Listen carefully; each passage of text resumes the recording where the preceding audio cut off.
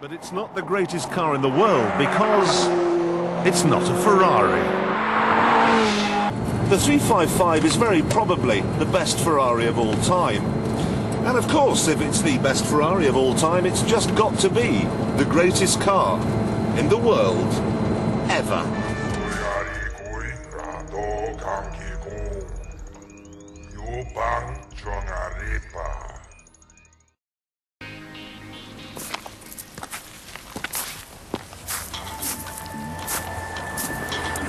So, greatest cars in the world then.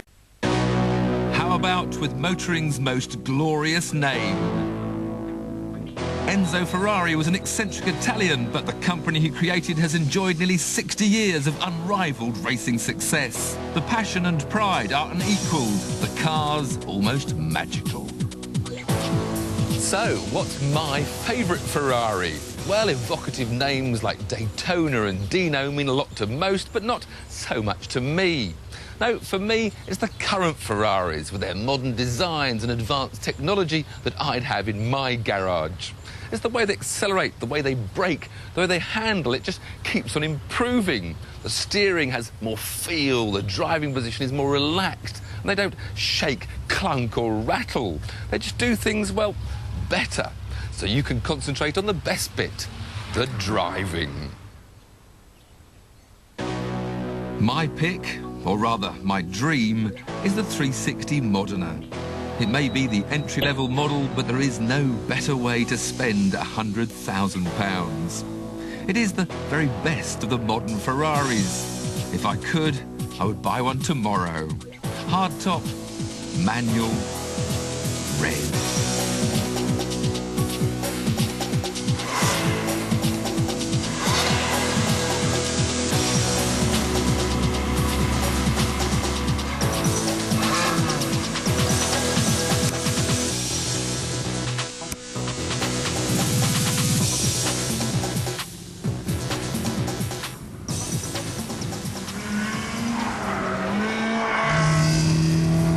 Most people think of Italian supercars as big, beefy beasts that you have to be a hero to drive, but the 360 just isn't like that. It's beautifully balanced, so anyone can jump in and have a go. And of course, you hear the sensation of that engine behind you.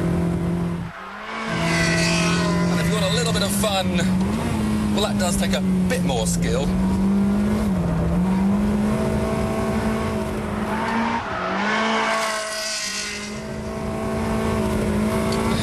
But it's so beautifully balanced, I could just play with it like that, balancing it between the spinning rear wheels and the opposite lock.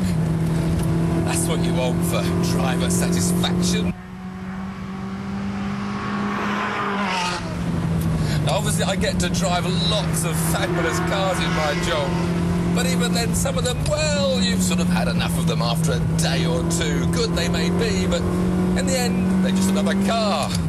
The Ferrari is a totally different thing. It's something I just want to drive all day long because it just never ceases to lose the smile on my face.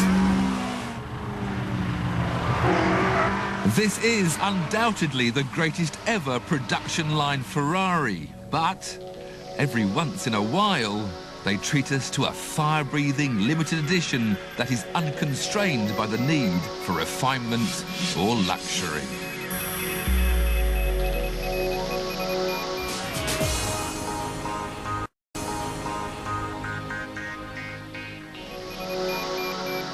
No car has done more for the legend than the F40. It came out in 1987 to celebrate Ferrari's 40th birthday, and a strictly limited run of just 400 cars was intended. Oh, plus one more for Niki Lauda. But it was so good they couldn't resist making 1,315, which annoyed a few early buyers who expected exclusivity. It's super light, lighter even than a new Mini, and the finish is rough and ready. It's a race car for the road.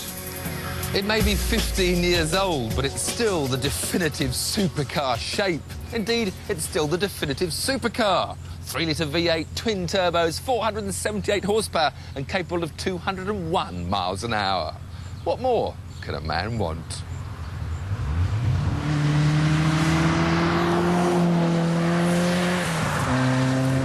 Now, I'm going to let you into a little secret. I've never actually driven an F40 before, and I'm tingling with anticipation. It's about as totally opposite to the 360 as you can imagine. It's really crude. You can see the bare carbon fibre monocoque. I've got a great seat and racing seat belts, but the steering wheel's all canted away at the top. The pedals are offset. It's a real old-fashioned Ferrari. But behind me, I know there's nearly 500 horsepower to be unleashed. Just driving at 3,000 RPM, it's like a shopping car. It's got no fear factor at all, but I know that if I light up those turbos, it's going to explode onto the straight. And there's no lag, there's no sudden surge of power, it's just instantly there. The chassis seems really instantly inspiring. It sits steady, there's no roll. It's got real Ferrari racing car breeding.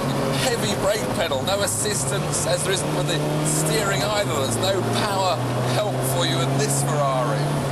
Turn into this tighter corner. Will it slide or won't it? How much power can I feed in? Now, God, Tim, give it a bit more. Now that back's trying to wriggle away from me. But you can feel it beginning to go and just attack the opposite lock. It's not the sort of car you feel you want to allow to go big sideways. If you did that, it's going to be gone. This F40 really is a sensational car, not just to look at, but to drive. And it's all part of this package of being half docile, half turbocharged monster, but it's a monster that doesn't bite. It just makes you drive faster and faster and faster.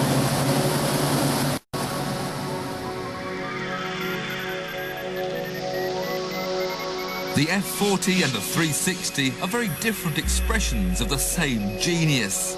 Being behind the wheel of both is a tremendously emotional experience, and I don't say that lightly. Just looking at this pair is a celebration, driving them an event.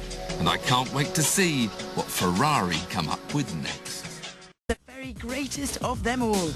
Time to scramble Nidell. So, let's not beat about the bush. The absolute greatest car in the world is the McLaren F1.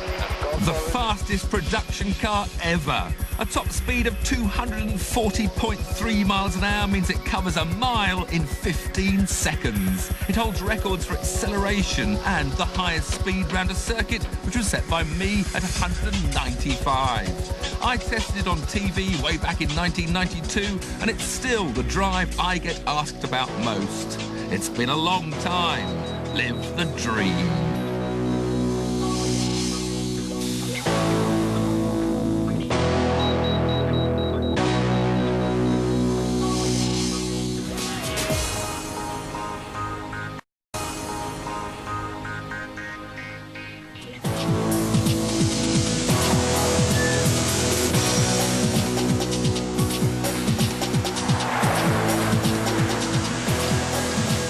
It's not the greatest just because it's the fastest. The McLaren transcends what normal cars stand for. It exists in a fairy tale world where the usual rules do not apply. Only 100 examples were ever made. 75 road cars and 25 racing versions. Most people live their entire lives without ever seeing one. If you're really, really lucky, you might catch a fleeting glance as one of these mysterious machines cruises past. The reality is, few will ever drive one, even fewer ever own one. This is as exclusive as it gets. The first public unveiling was during the 1992 Grand Prix weekend at the Sporting Club in Monaco. Only the rich and famous were invited, but the excited scrummage that ensued meant no one actually got a decent look. These days, it's a matter of heading for London's Park Lane, to the only showroom in the world that's a tourist attraction, to savour the car that's been sealed in since day one. The unique thing about the F1 is that no accountants or marketing men were involved in its design. The only people whose opinion mattered were people who loved cars, with the odd racing driver thrown in for good measure. It was genius designer Gordon Murray's dream to have a central driving position just like a racing car. He wanted a clean, small shape and a body made entirely of carbon fibre. But this is no hardcore racer lash-up. To package all the needs of an everyday road car to carry 3 adults and their luggage in such a small space is an incredible engineering feat. The McLaren was designed and built with just one rule in mind. There was to be no compromise on anything, which is probably why it ended up costing, are you ready for this, £634,500.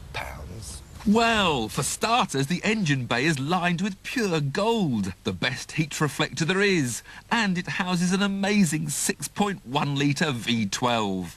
Only BMW were brave enough to take on the daunting specification that Murray demanded, yet even by weighing every last washer and seal, it came out 16 kilograms too heavy. But it didn't matter. 627 horsepower was beyond anyone's dreams. One day in a wind tunnel later, and they won their Le Mans debut.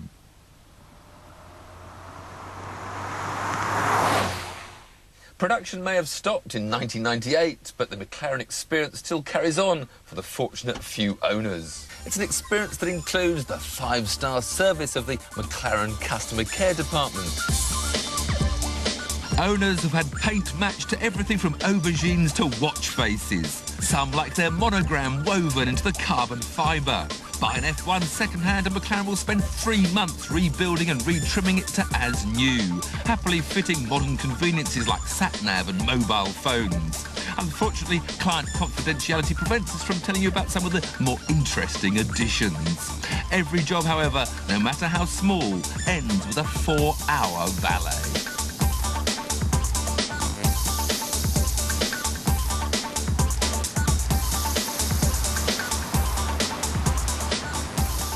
For all the records and amazing facts, perhaps the F1's best trick is its usability. Sure, as one owner told us, for the price of a crash in a McLaren you could buy a Ferrari, but have a bit more courage and you'll discover it's a pussycat around town.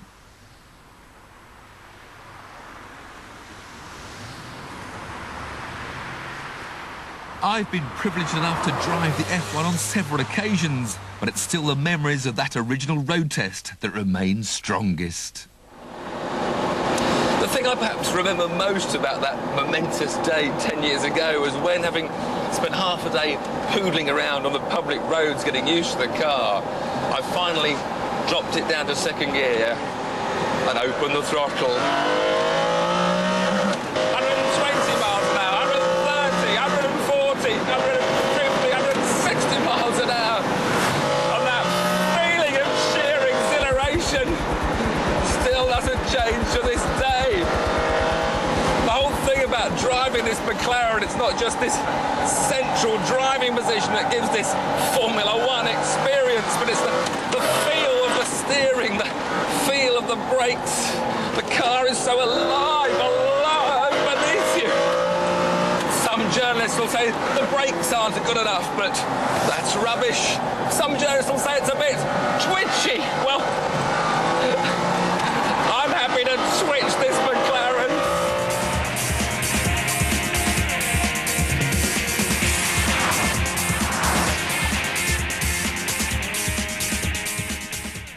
Yes, it cost £634,500. But you know what? McLaren still didn't make any profit. So you could say the F1 is worth every penny.